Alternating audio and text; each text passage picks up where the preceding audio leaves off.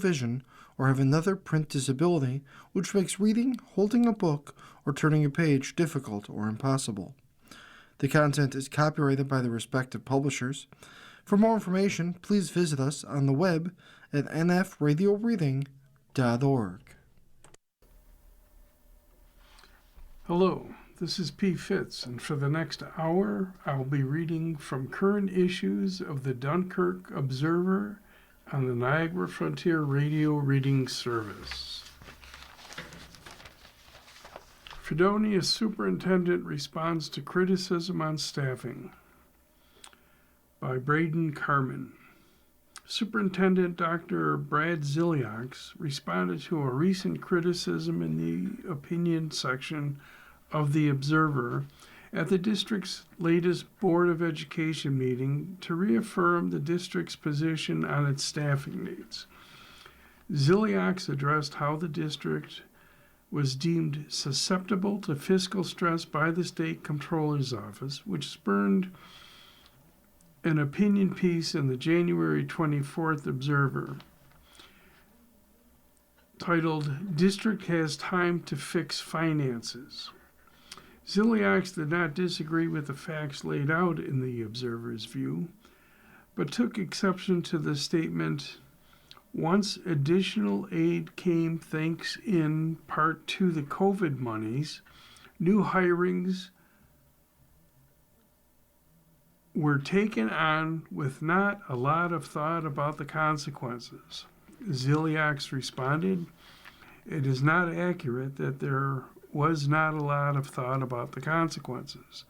The district utilized American Rescue Plan Act, or ARPA, funding to add a variety of positions such as a social worker, a speech therapist, a school counselor, a special education teacher, an elementary STEM, science, technology, math teacher, and a Hispanic outreach coordinator." Ziliaks said positions became invaluable to the district once they were established.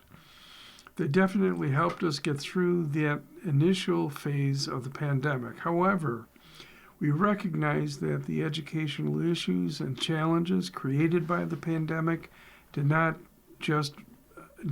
end just because the ARPA money funding ended, Ziliaks said. He highlighted the work that each position does to address the increasing needs of the student population. We decided to continue to provide these experiences and opportunities for our students and for our families.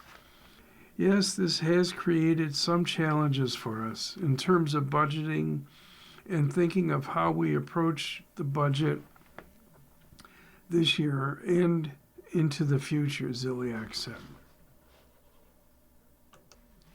Ziliaks reiterated the district's mission of helping individuals become their greatest selves, as well as its vision of being innovative, dynamic, and global in its educational experiences. He also emphasized the district's core beliefs as student-centered and inclusive. Board of Education member Sheila Hahn responded to Ziliaks' comments later in the meeting. "I'm so grateful that we have, for example, a Hispanic outreach coordinator with our changing demographics in our district. That position is invaluable," Hahn said.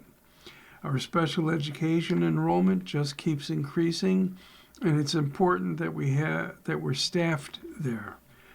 We have heard from our faculty and administrators about the need for speech therapists, and with regard to mental health issues, they are not going away anytime soon."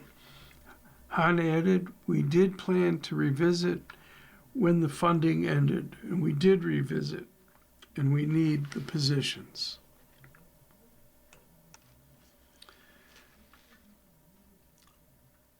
One county family receives closure. The family of Kala Hodgkin will receive some semblance of justice with Michael Burham's guilty plea to a charge of first-degree murder. Hodgkin accused Burham of forcibly raping her 2 months before her death and was shot dead in her home by him after he was charged, but before he was arrested. Burham will be sentenced on March 2nd and is expected to receive a prison sentence of 25 years to life. Burham is currently serving time behind bars in the kidnapping of an elderly Pennsylvania couple. The plea brings to close one of the more shocking Jamestown crimes in recent history. Burham broke into Hodgkin's homes, murdered the mother of his child, set a vehicle on fire a short distance away, made his way to Warren County, Pennsylvania, where he kidnapped an elderly couple before fleeing to South Carolina. After his capture, Burham escaped from the Warren County prison before he was caught after another 10-day manhunt. Burham's plea and prison sentence doesn't bring Kayla Hodgkin to her family, but it is a measure of justice and closure that too many families in the area haven't yet received after the death of their loved ones. We're talking about the cold cases involving Rebecca Nicholson, Judith McElhaney, Benjamin Gonzalez Reyes, John Kaylor, William A. Taft, Thomas Douglas, Kathy Wilson, Patty Fairbanks, and Antonio Watts, Judith Throkeld, Beth Patterson, Jerry Nickerson, and Mark Troutman, Brian Hayden, Billy Hall Jr., Lori Bova, and others. All families who wonder what exactly happened to their loved one. All have questions, none have answers. That's what makes the work of the Chautauqua County Sheriff's Office Unsolved Crimes Unit so important. The unit led by Tom DeZinio and Tom Tarpley, they can be reached by those who have any questions or require information or have any information at 716-753-4578 or 716-753-4579. Tips can be sent to Unsolved Chautauqua at sheriff.us. Kayla Hodgkin's family will receive its closure that too many families have yet to receive decades after their loved ones either went missing or was found murdered. DeZinio and Tarpley are poring over old evidence looking for anything that can be used to bring the perpetrators of these crimes to justice. But it's new evidence in the form of tips from the public that may help bring closure to one of these unsolved murder cases in Chautauqua County. Guilt galore. This is the editor's corner. Guilt galore and Dunkirk's money mess. You could call it a destructive trifecta. For the third time in less than 15 years, money has gone missing in the city of Dunkirk. At the moment, Mark Woods is the latest offender. According to a press release issued last week by both State Comptroller Thomas DiNapoli and Chautauqua County District Attorney Jason Schmidt, the longtime city treasurer took more than $120,000.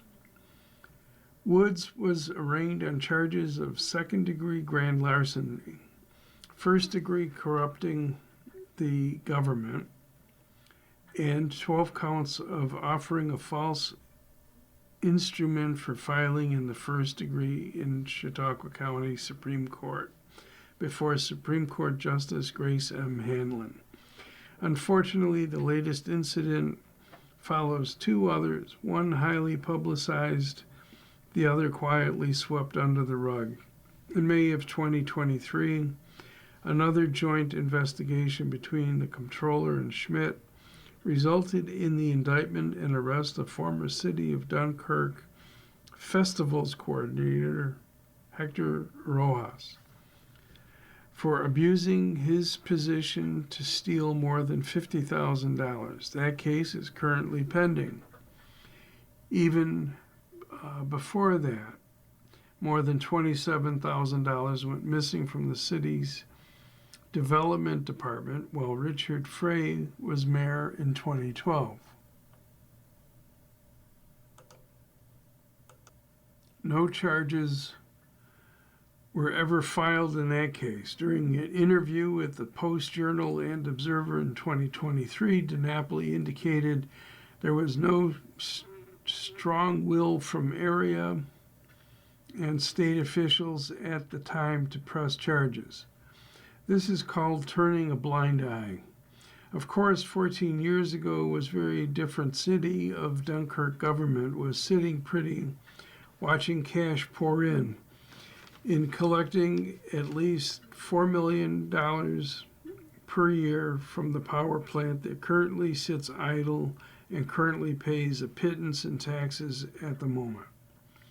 As city treasurer during a tenure of more than 25 years, Woods was consistently low-key on how finances were maintained. He rarely spoke at the council meetings, and though through all the years never sounded a warning as deficit became apparent in 2024. So archaic was his pencil and paper system that the elected council and mayor could not have known the dire circumstances it was facing. That is a large part of the $16 million deficit the city faced in 2024 that led to an 84% tax increase. Let's face it, the only time City of Dunkirk elected officials talked about money from 2010 to 2024 was when it came to a budget. Those are just the projections, not real cash. They never broached a monthly report or fund balance sheet. Ignorance was bliss. Nothing was wrong until something really hit the fan. The latest revelation only reinforces the fact that Dunkirk's problems are not isolated or incidental. They are deep-rooted and systemic.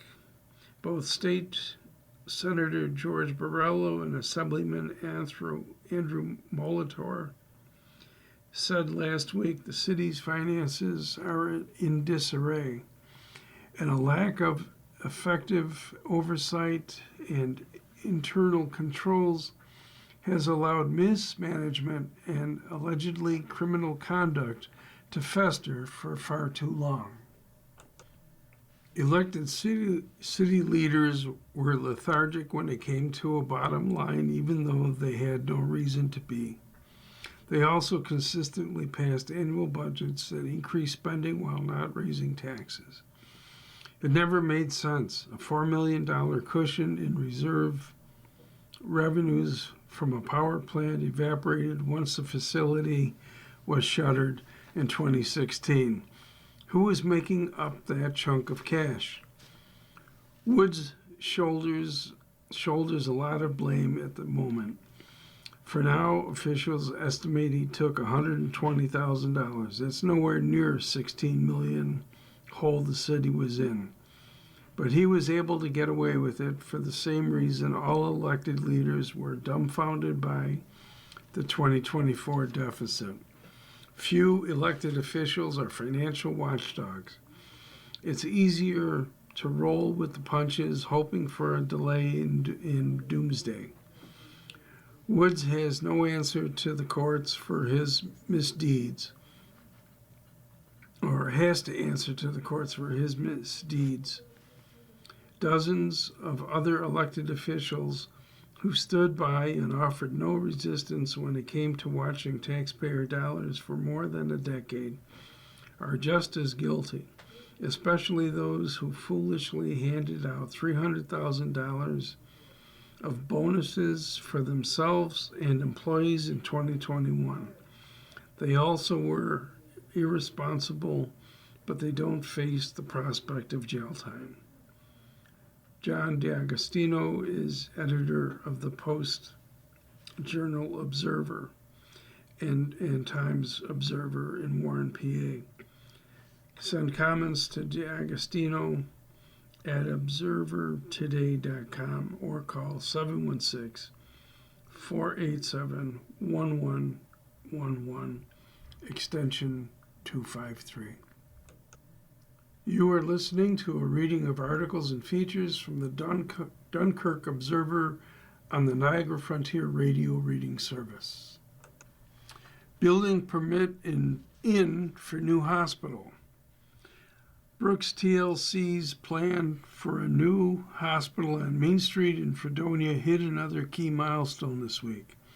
Anybody who believes the hospital's not coming here, the check came in for the building permit. So they're getting a building permit, said Fredonia's top code officer, Charles LaBarbera, at Fredonia Board of Trustees workshop. LaBarbera said St. George Contracting is currently doing some siting work. They have to figure out where retention ponds should go. Large construction vehicles have been parked at the site, a former Cornell Cooperative Extension grape farm, for a couple of weeks now, awaiting the call to start digging. The project received contingent approval for a certificate of need from the State Health Department earlier in January.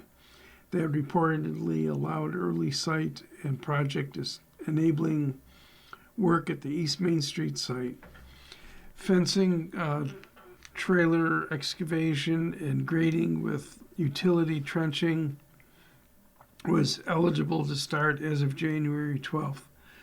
Early start approval, however, excludes any construction that would include work with the foundation or steel. According to documents filed with the State Health Department, the $223 million project is expected to incorporate medical office space with outpatient services in a 133,000 square foot facility that will include 15 medical and surgical beds with an additional 5 observation beds.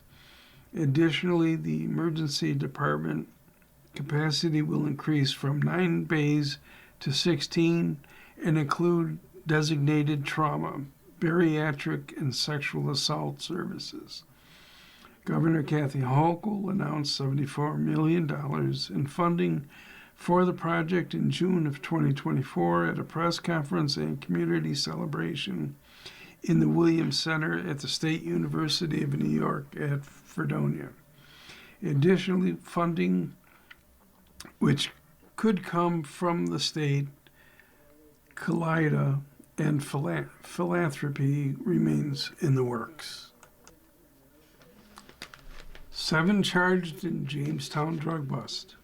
7 people face several charges after a narcotics investigation in Jamestown. According to officials, at about 12:10 a.m., members of the Jamestown Metro Drug Task Force and Southern Tier Regional Drug Task Force, with assistance from the Jamestown Police Department SWAT team, executed a search warrant at 28 Euclid Avenue, apartment 203. Jeremy E. Thompson, Jr., 20, of Buffalo, Russell H. Rea, Jr., 61, of Jamestown, Dylan M. Abbey, 33, of Jamestown, Mickey T. Pierce, 37, of Warren, Pennsylvania, Tanya L. Early, 48, of Jamestown, Crystal B. Reed, 43, of Jamestown, and Jonathan L. Mays, 41, of Jamestown, were all located inside of the residence by the SWAT team. Buffalo police officials said that all are charged with multiple counts of second-degree criminal possession of a weapon, third-degree criminal possession of a controlled substance, fourth-degree criminal possession of controlled substance, fifth-degree criminal possession of a controlled substance, seventh-degree criminal possession of a controlled substance, first-degree criminally using drug paraphernalia, and second-degree criminally using drug paraphernalia. Thompson also was charged with tampering with physical evidence for attempting to destroy or conceal some of the narcotics. After the residence was secured, officials said detectives searched the residence and located a total of $4,052, 21.5 grams of crack cocaine, 41.5 grams of fentanyl, 38 grams of methamphetamine, 1 alprazolam pill, 4 clonazepam pills, 4 hydrocodone pills, a suboxone strip, dilutants for diluting the drugs, packaging materials for packaging the drugs, digital scales for weighing, and a loaded 9mm handgun. All were placed into custody and taken to Jamestown City Jail and will be in Jamestown City Court later. Jamestown PD was assisted by the Chautauqua County Sheriff's Office, Federal Bureau of Investigation, and Jamestown Fire Department. Anyone with information about drug or criminal activity is asked to call the Jamestown Police Department tip line at 716-483-TIPS or 8477, or the CCSO tip line at 800-344-8702 or 716-664-2420. Abby was involved in a 2025 drug raid on 2200 Camp Street.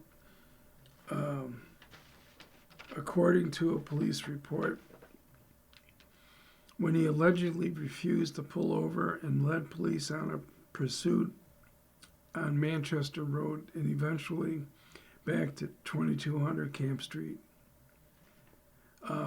Abby reportedly tried to drive through the field but got stuck in the snow while attempting to exit the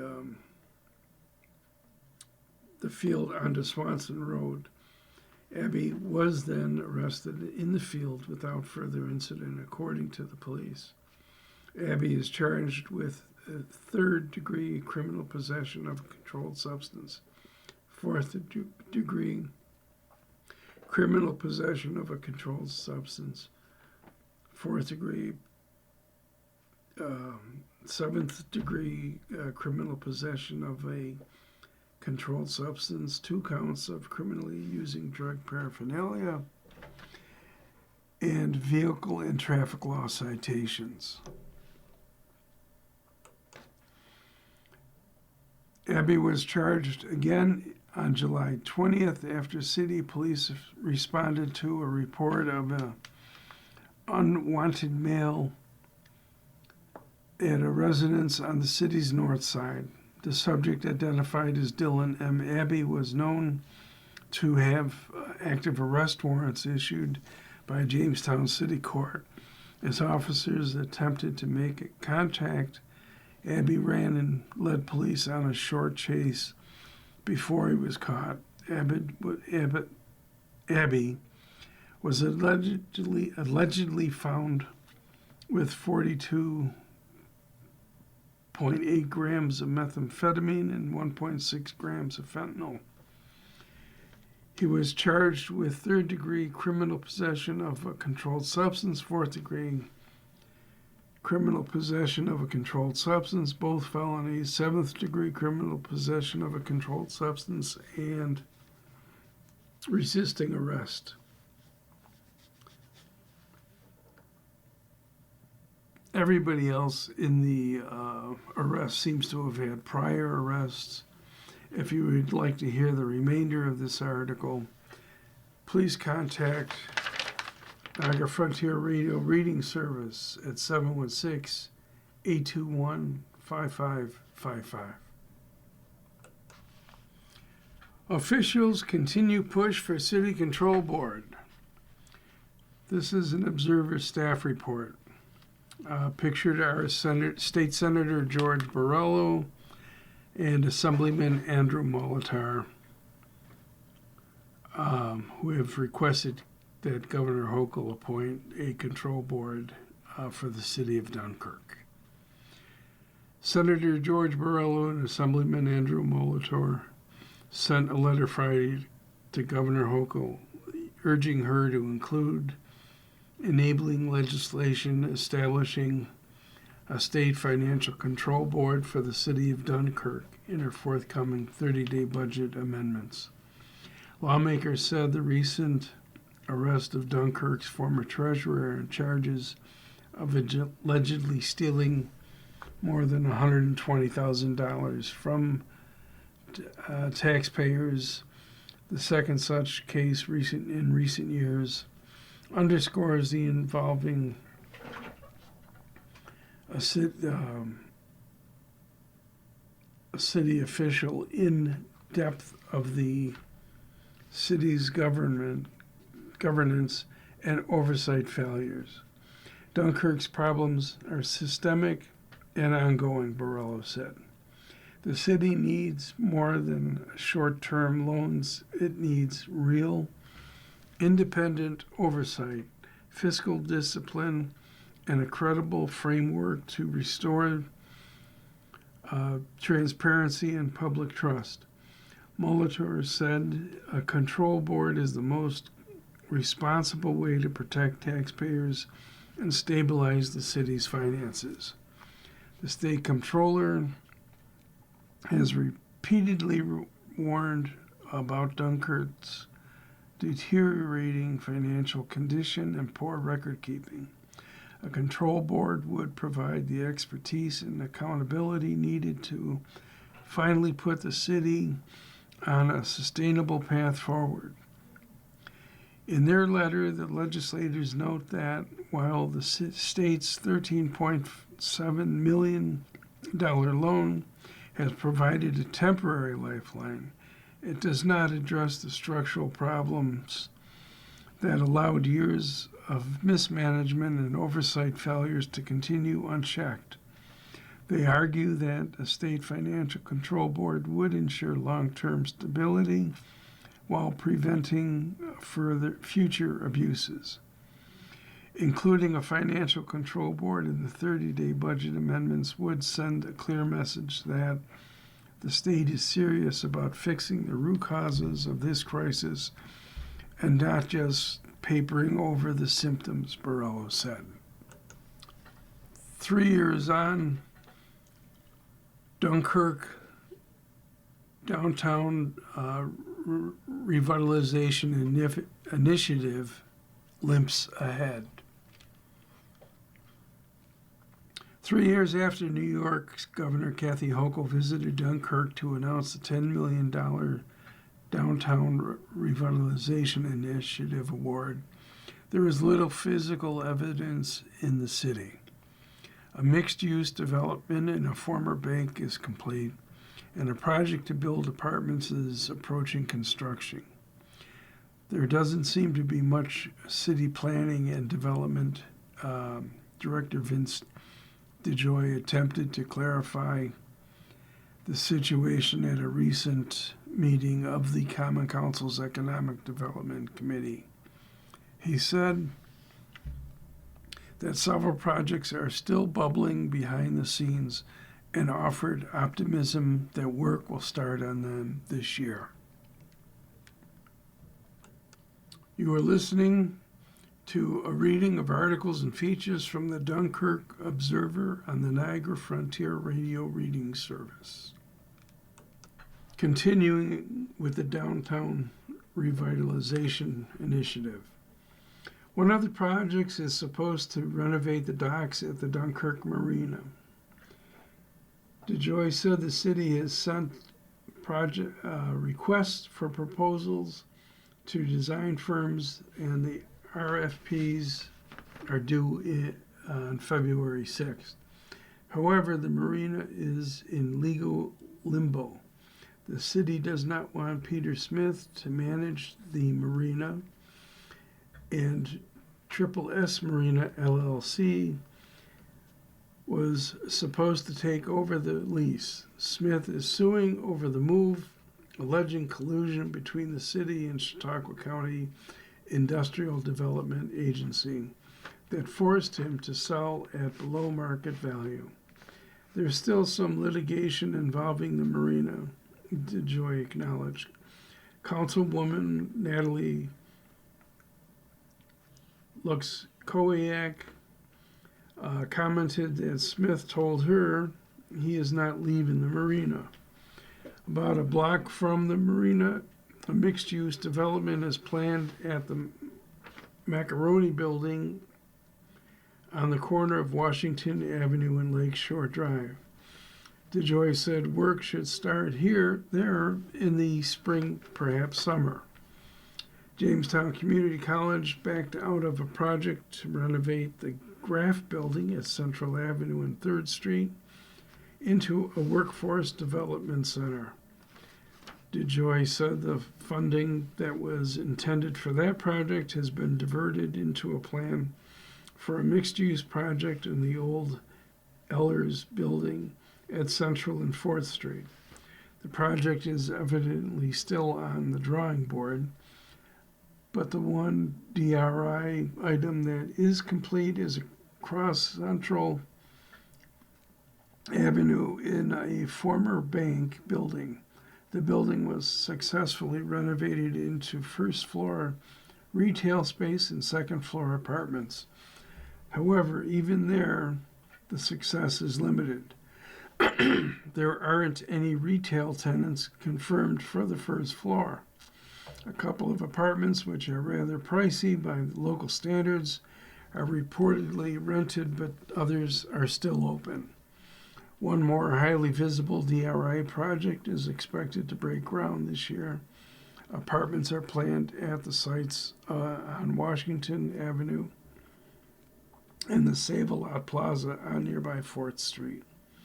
DeJoy also pointed out that a small business fund backed by DRI money has accepted local small businesses for renovation projects such as the facade improvements and new restaurant ovens.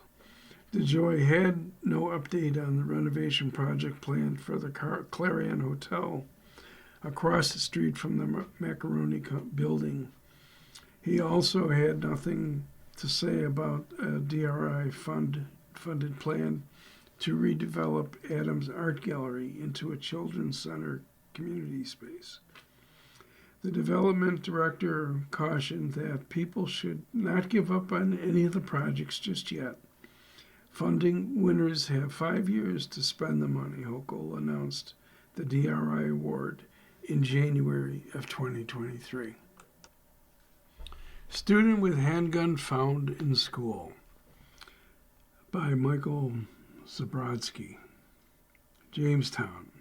After an incident Friday involving a gun at Jamestown High School, Jamestown Public Schools district officials will implement the use of weapons detection system at Jamestown High School.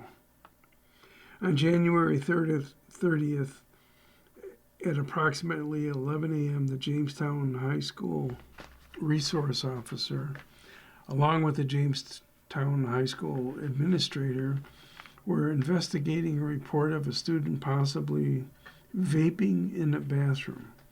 The student was identified as 18-year-old Naradi Gums Jr. Gums was advised by the school administrator that his backpack would be searched. During the search, the administrator located a loaded handgun. Gumbs was immediately detained and removed from the school building without further incidents.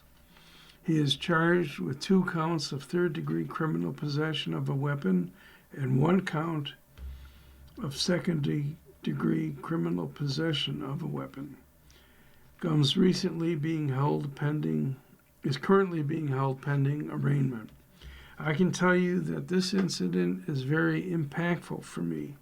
I know that this information may be unsettling to our families and the communities as well, said Jamestown School Superintendent Dr. Kevin Whitaker on the district's Facebook page.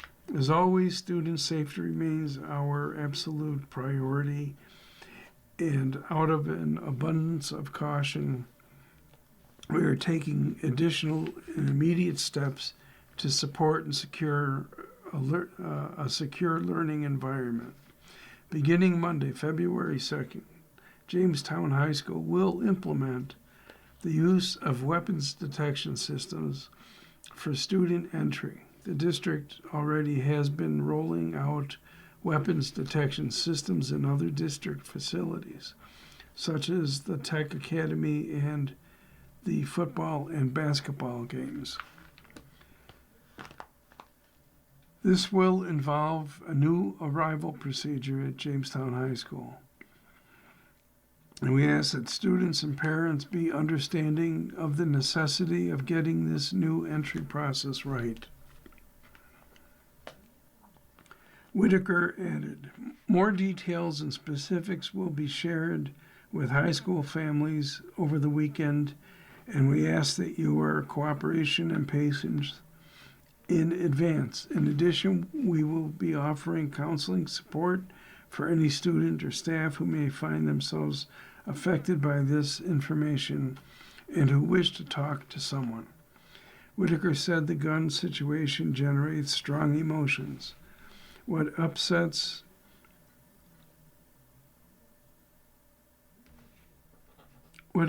me so deeply is that this thoughtless action by one student has and will have a profound impact on all of us, as it cuts to the heart of the trust and community that we have all enjoyed and worked so hard to build.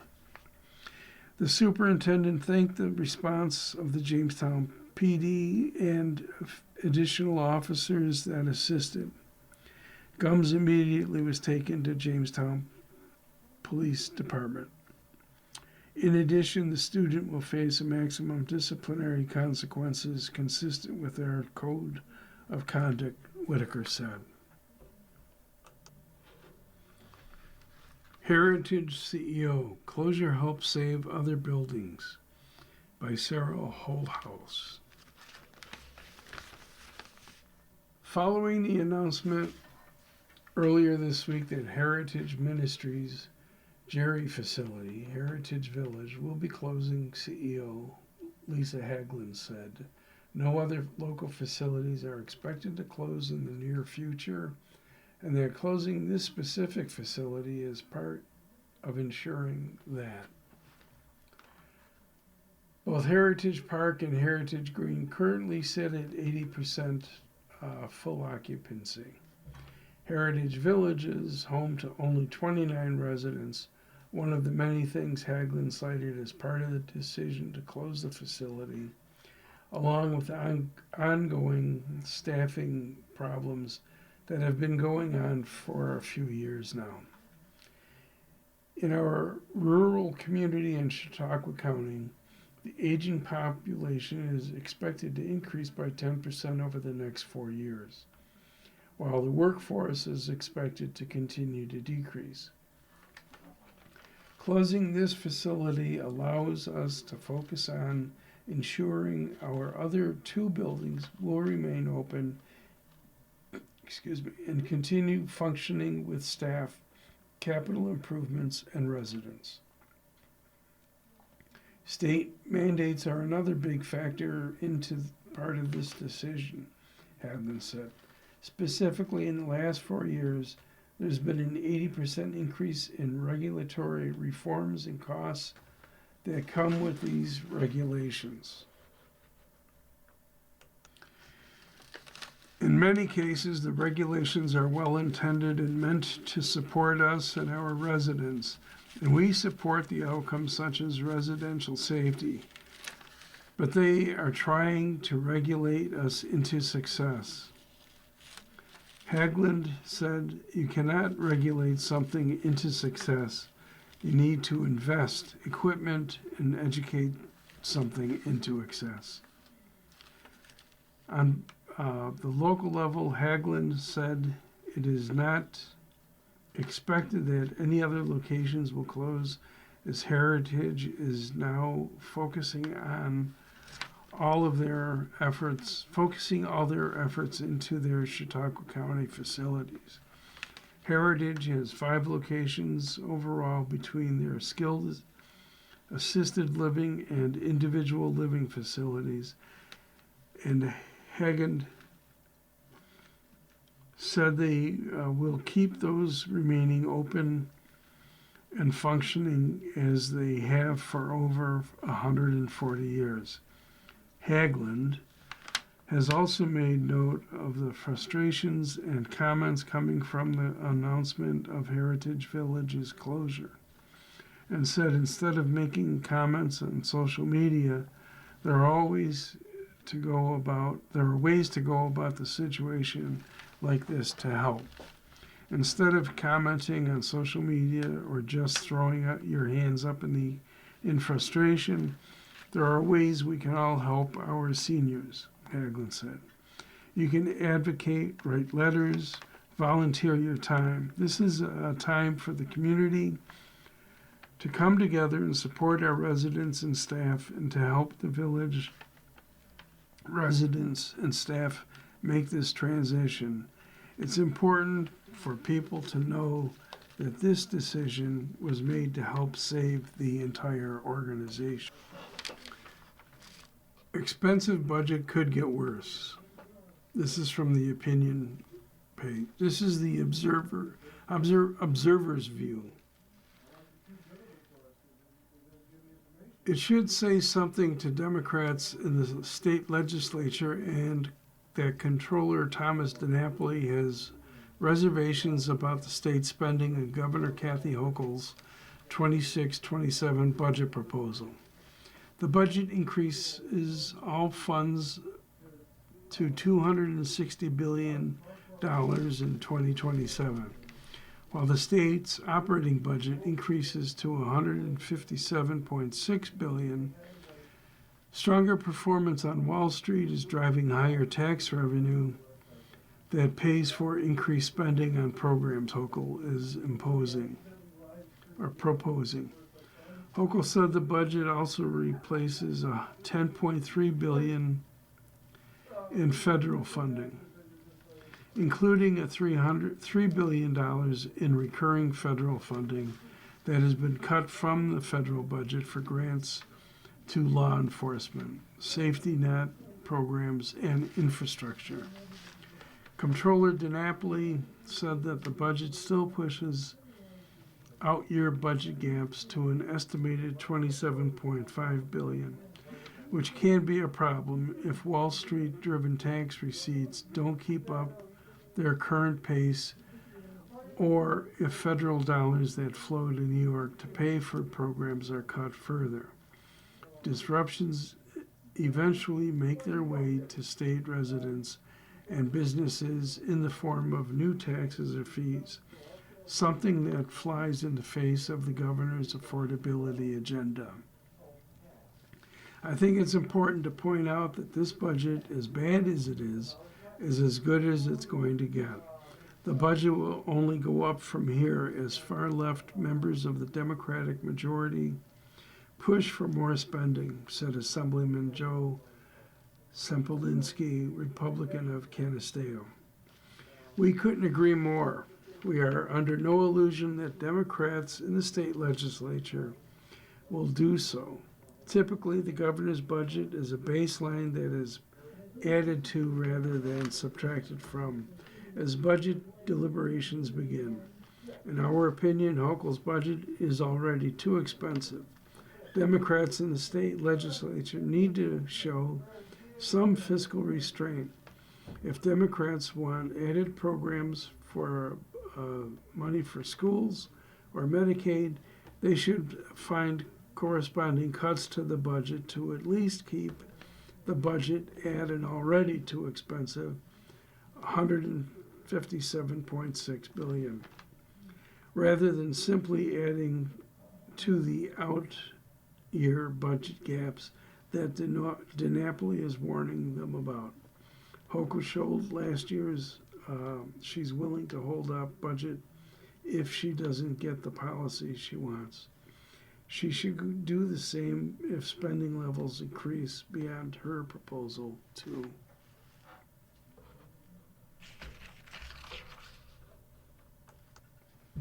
You are listening to a reading of articles and features from the Dunkirk Observer on the Niagara Frontier Radio Reading Service.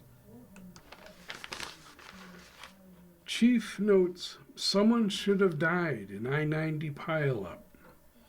This is by M.J. Stafford. Fredonia Chief Josh Myers is amazed no one died in a large pileup on January 20th on the westbound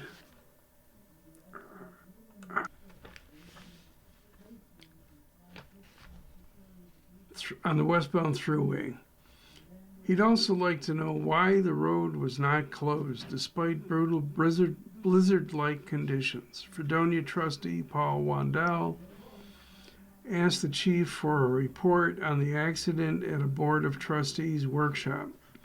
Do you think it went well? Any critiques you can make in hindsight on that? Wandel asked. We had a motor vehicle accident on I-90 westbound, like you referenced, Myers began. All that came in through the dispatch was multiple vehicle accident, unknown if injuries. We get up there, it was a sizable accident. There was basically two scenes. All in all, there were about 60 to 65 vehicles between commercial vehicles and passenger vehicles. Myers called it a big wreck, and one of the top ones I've seen in my career. There were 7 people transported to the hospital. Multiple people were evaluated and signed off on the scene. He continued, my honest opinion is I'm surprised there wasn't a fatality. Just seeing some of the cars up there, someone should have died. They were lucky. Though Myers said he would not speculate as to the exact cause of the accident, he noted that it came in whiteout conditions. We implemented our mutual aid plan. Not only Chautauqua County Emergency Medical Services came out, but we had our surrounding fire departments come up, both to the thruway. I set up a staging location at the entrance to the thruway and then also backfill our station in case any additional calls came in. Myers concluded the short answer is, I think it went very well. The longer answer is, we indemnified some things internally with our communications with our mutual aid partners. He plans to meet with mutual aid partners in February about the issues. Fredonians were horrified by photos from the wreck and outraged that the barriers to close off the thruway exit were not down until after the accident, despite the horrible weather. Wandel brought up the topic. It was relayed to me multiple times as incident commander that the thruway arms were closed, but then I had responders telling me they were still open. So that's one of the things I'm going to address is where did that happen? Were they closed and a civilian opened them? Or is it possible? I don't want to speculate and say someone didn't do their job. State police issued a statement about the crash around 2:30 p.m. January 20th, in which it stated that the westbound thruway was closed between Fredonia and the Westfield exits, with additional lane closures in the area. Mayor Michael Ferguson stated, while we can point fingers all over the place of what we should have done and could have done, as citizens of the community, some common sense sometimes needs to take place when it comes to driving in winter conditions or inclement weather. From the Opinion Observer's view, affordability plan worth discussion. We didn't expect to see a plan being proposed last week by legislative Democrats to be taken seriously by Republicans in the Chautauqua County Legislature. It's pretty early to make such commitments, especially in the environment when federal and state funding for programs used by county residents is in flux.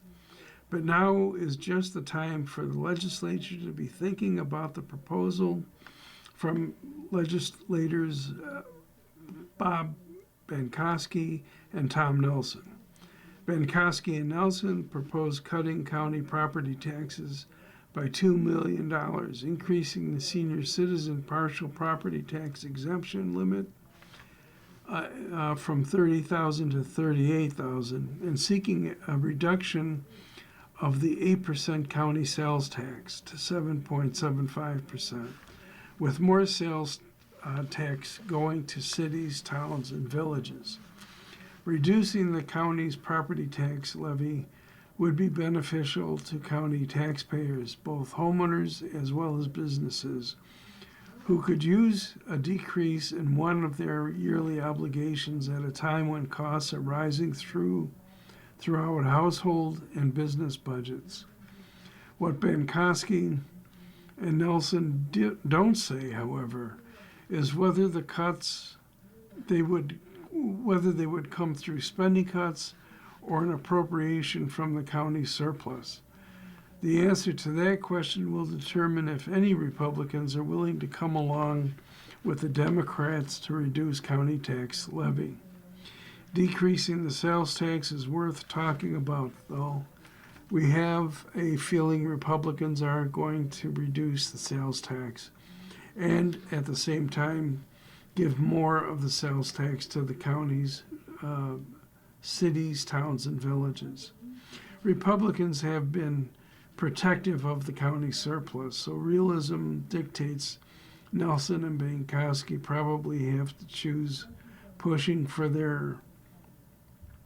either a decrease in the sales tax or sharing more with local governments. The no-brainer, in our opinion, is increasing the partial real property tax exemption by raising the income eligibility from $30,000 to $38,000. The county's senior citizens are seeing their limited incomes eaten up by cost increases on all sides. Lessening their county taxes when the county has a hefty surplus nonetheless could make things much easier for seniors who own their homes. As we said, it's early to make these decisions now, but they should be considered as the year proceeds. Arkwright passes Late Night Noise Law by Braden Carmen. Arkwright. In an effort to protect the quality of life for residents of the town of Arkwright, the town board unanimously passed a local law to prohibit excessive noise late at night. Local law number 1 of 2026, titled the Late Night Noise Law, was passed at a recent meeting following a public hearing with no objections. Supervisor Brian McAvoy said the law was necessary because people have lost respect for one another. Our property in particular has become a horn. One property in particular has become a thorn. One property in particular has become a thorn in the side of neighbors due to excessive noise through all hours of the night, as well as allegations of violence on the property and reckless driving. The local law prohibits excessive noise Monday through Friday from midnight until 5 a.m. and Saturday and Sunday from 2 a.m. until 5 a.m. Excessive noise is considered to be any noise that can be heard from beyond the property. If your neighbor can't hear it, then it's not too loud, McAvoy said. Exclusions to the law include agricultural machinery or animals, including livestock and domestic pets, legally permitted hunting, emergency work or repairs, road work and snow removal, and public utility work. First-time offenders of the law face a $50 fine in town court. Subsequent offenses carry a fine of up to $500 per offense. Failure to comply can lead to additional civil and/or criminal penalties.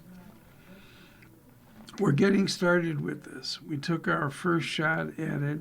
I think something is better than nothing, McAvoy said.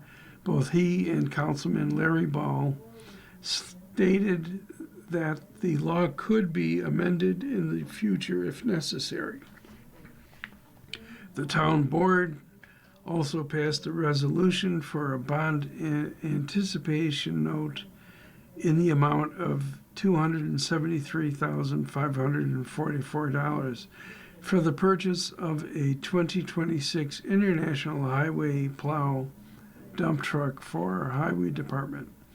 The town has pushed off paying for the truck to utilize its funds on hand toward a new town hall project. The town of Arkwright is evaluating the possibility of building a salt shed in the future. The town currently unable to store salt for the Highway Department. More discussion will be had over the next year to target a solution in 2027 or beyond. The town is also still awaiting completion of the siding and roofing of an old section of the town garage. During the month of December, the town clerk's office collected $276 stemming from 14 dog licenses, 12 copies of death certificates, 2 marriage certificates, and 2 building permits. For the year, the town clerk's office issued 96 dog licenses, 50 copies of death certificates, 5 marriage licenses, 2 birth certificates, and 15 building permits for a total of $1,147.33 in revenue. The town court collected a total of $350 in the month of December, stemming from 13 vehicle and traffic law cases. Regarding fire inspections in the town, no fee will be issued upon first inspection. Any subsequent inspections required to remedy issues that are uncovered in the initial inspection will be $50 per inspection. The town board also expressed interest in renewing its agreement with Solar Liberty to continue its supply of electricity generated from solar panels. The town leases solar panels from Solar Liberty to serve the town's electric needs at a cost of roughly $100 per month. The next meeting of the Arkwright Town Board will be held on Monday, February 9th at 6:30 p.m. at the Town Hall. You've been listening to reading of articles and features from the current issues of the Dunkirk Observer. We read from the Dunkirk Observer every Saturday at noon. Your reader has been P. Fitz. Thank you for listening. Coming up next in the Niagara Frontier Radio Reading Service, the following program is intended for listeners who are blind, have low vision, or have another